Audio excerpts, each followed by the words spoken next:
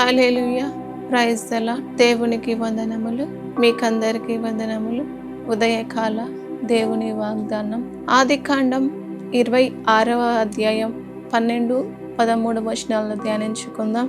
ఇస్సాకు ఆ దేశమందున్న వాడై విత్తనము వేసి ఆ సంవత్సరము 100 ఫలము పొందెను. యెహోవా అతనిని ఆశీర్వదించెను కనుక ఆ మనుషుడు గొప్పవాడయ్యెను. అతడు మిక్కిలి గొప్పవాడగు వరకు క్రమక్రమముగా అభివృద్ధి పొందుచూ వచ్చెను. వాక్యంలో చూస్తున్నట్లుగా ఇస్సాకు దేశంలో విత్తనము వేసి 100 ఫలం పొందడని చూస్తూ ఉన్నాం. ఇస్సాకు విత్తనము వేసేటప్పుడు ఆ దేశము కరువు గల దేశం. అక్కడ కరువు ప్రాంతంలో అక్కడ ఎవరు పంట పండించడానికి వీలు లేని సమయంలో ఇస్సాకు విత్తనం వేశాడు.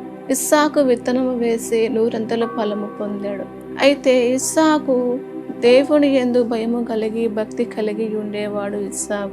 ఇస్సాకు వాక్యము ధ్యానించేవాడు. ఇస్సాకు ప్రార్థించేవాడు. ఇస్సాకు తండ్రికి లోబడేవాడని మనం చూస్తూ ఉన్నాం.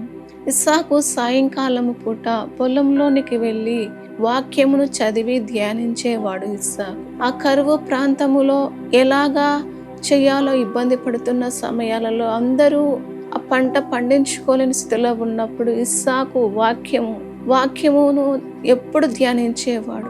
అందుకని ఇస్సాకు కరువు ప్రాంతముల విత్తనం వేసినప్పటికీ అక్కడ సమృద్ధిగా పంట ఫలమును దేవుడు ఇచ్చాడు.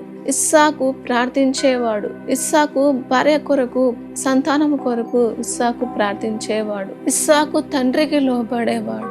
అబ్రహాము దేవునికి ఏ విధంగా అయితే లోబడ్డాడో, అబ్రహాము దేవుడు చెప్పిన మాటకు విధేయత ఏ విధంగా అయితే చూపాడో, తండ్రికి తగ్గ కుమారుడు కూడా ఇస్సాకు తండ్రి చెప్పినట్లుగా ఇస్సాకు లోబడ్డాడు. మన కుటుంబంలో సంతోషము సమాధానము ఉండాలి అంటే, మనము ఆశీర్వాదకరముగా ఉండాలి అంటే, మనము దేవుని యందు భయము కలిగి భక్తి కలిగి ప్రార్థించే వారిగా ఉండాలి.